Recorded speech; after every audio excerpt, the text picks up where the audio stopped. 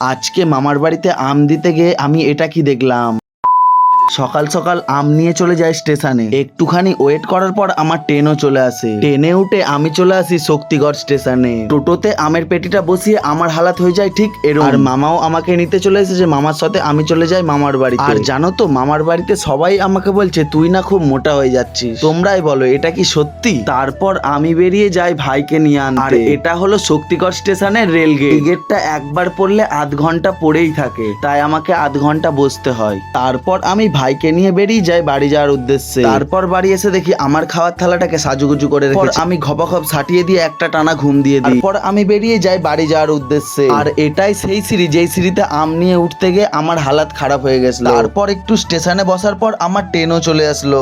ট্রেনের হাওয়া খেতে খেতে আমি পৌঁছে যাই মগরা স্টেশনে। আর মা ফোন করে বলল আসার সময় কিছু খাবার নিয়ে আসবি। তাই মায়ের জন্য 1 প্লেট বিরিয়ানি নিয়ে আমি চলে যাই বাড়ি।